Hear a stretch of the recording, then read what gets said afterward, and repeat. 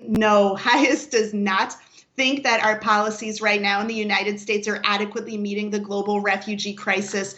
And what's important to note is when we're talking about the global refugee crisis, we're talking about the worst refugee crisis in recorded history.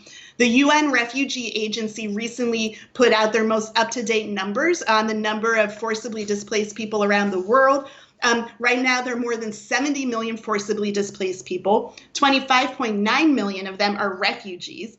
Of them, half of them, more than half of them, are children. These numbers are terribly stark, and they just keep growing. And of those refugees, the UN Refugee Agency thinks that 1.4 million of them should be resettled. But what's important to note is that less than 1% of them, far less than 1% of them, will ultimately be resettled. So we're facing a real crisis in terms of a global response to a global refugee crisis.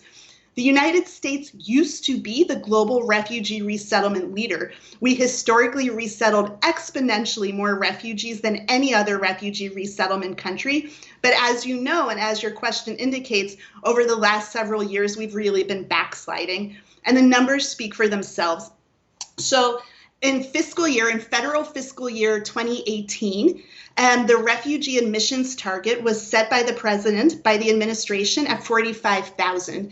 And at that time, that was the lowest in our country's history. And even with that number, we didn't resettle 45,000. We only ended up resettling slightly more than 22,000.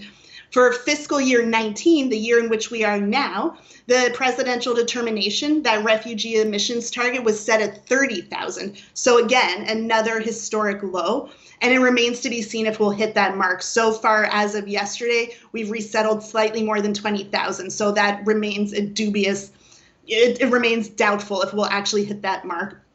But what's especially disturbing is that for the next fiscal year, which starts on October 1, we are hearing reports that there's some in the administration who want us to resettle 0 refugees. There is actually a debate going on right now in Washington, D.C. if we should resettle 0 refugees, anywhere from 0 to in the low thousands.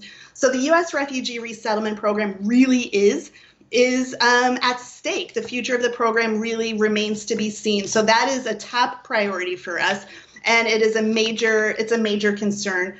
But it's not just about refugee resettlement. As you know, the asylum system is under near constant attack in this country, almost on a daily basis. So what we are seeing is the administration is trying to eliminate refugee resettlement for all extents and purposes, and is setting up as many obstacles as possible to keep asylum seekers from being able to assert their legal right to seek asylum in this country. And so when you combine the two, the message is very clear, which is that there are some in political power who want us to admit no refugees.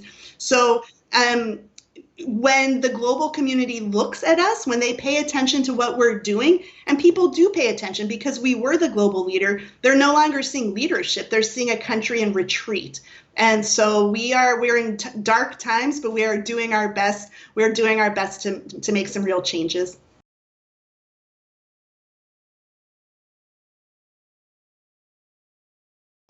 Public political narrative in some places that asylum seekers are a threat to the border.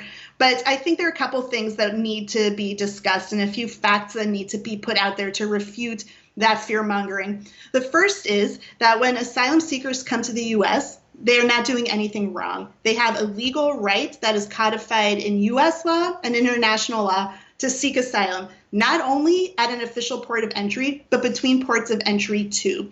So that is really important.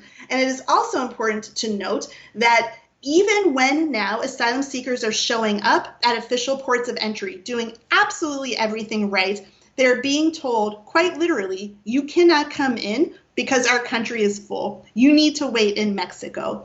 And for those who have even been able to get to the border and have started the asylum process, now more than 12,000 of them have been sent back to Mexico to wait in Mexico while their cases wind their way through the immigration courts.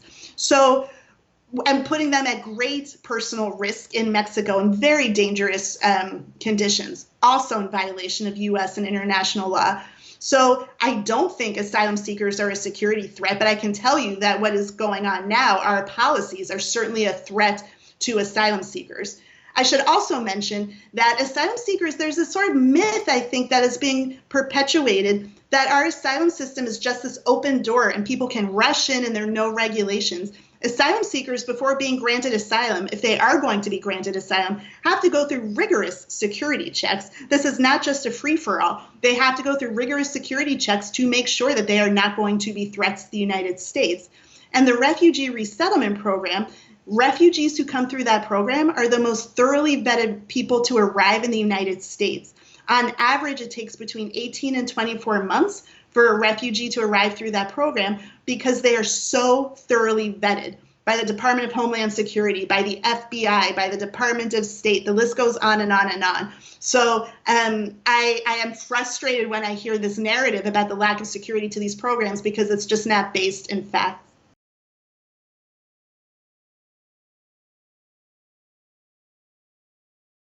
In spite of the toxic rhetoric about refugees and immigrants, polling actually has remained relatively steady, and the vast majority of Americans believe that immigrants are good for America. And the vast majority of Americans also, for example, very specifically, are in opposition to a border wall going up on our southern border.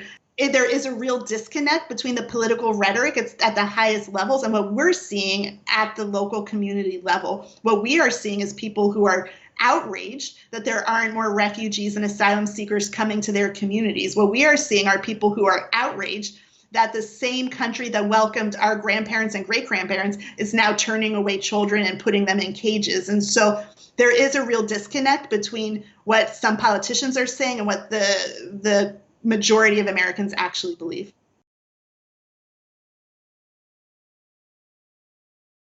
As difficult as the context is in which we're working, I think that we can't lose hope. I think advocacy and organizing really does make a difference. And I think regardless of if you're in the United States or in another country someplace else in the world, one thing that elected officials have in common, regardless of location, regardless of political affiliation, is that everybody wants to keep political power. And so there needs to be a growth in this movement. It needs to keep getting bigger and bigger so that elected officials recognize my constituents, the people that I represent, prioritize this issue, and I will be at political risk if I don't as well. We need to up the political ante and make sure that people recognize that their careers are predicated on what their constituents think are important, and this is important. So I think standing up and speaking out is more important than ever. That means in this country, in this context, that means advocating with your congressional representatives. That means going to protests, being out in the street, visibly putting your bodies where people can see how important these issues are to you, utilizing social media, making sure that you're talking about these issues every chance you can, because there is an onslaught of challenges right now in this country, and we need to make sure that this one keeps getting elevated to the top of the conversation list because it is so fundamental to who we are as a country.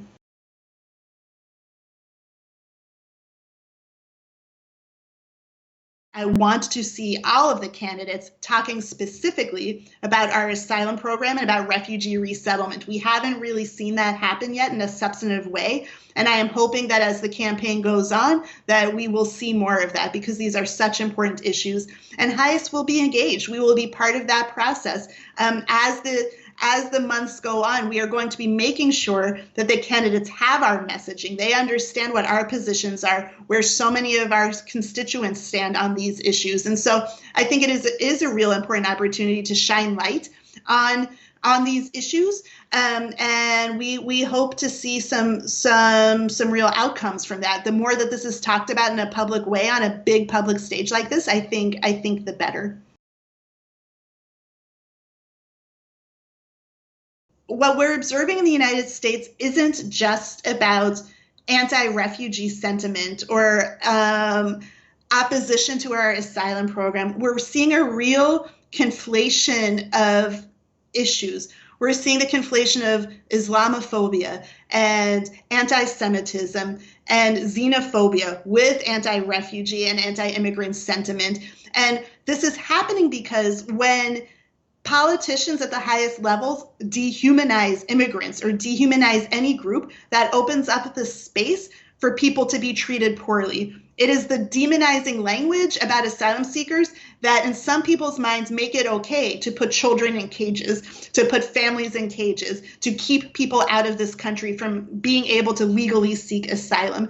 And so we have seen that through political debate. We have seen that on social media. We have seen that in actual policy implementation. And we at HIAS also saw that tragically up close and personal at the end of last year, when in Pittsburgh, 11 Jewish people were murdered in prayer because they supported refugees. And so we need to continue speaking out about all of this and not trying to separate it all. We are in a very difficult time, but I think the advocacy and the support and the unity around fighting against these issues really will put us in a good place. So not just about the 2020 elections, but moving forward. I mean, we are united in opposition to all of those forces. And so, but it does, they're all interacting together, making this a complicated brew. But I'm very proud of the work that HIAS is doing, and I'm confident that we're on the right side of history.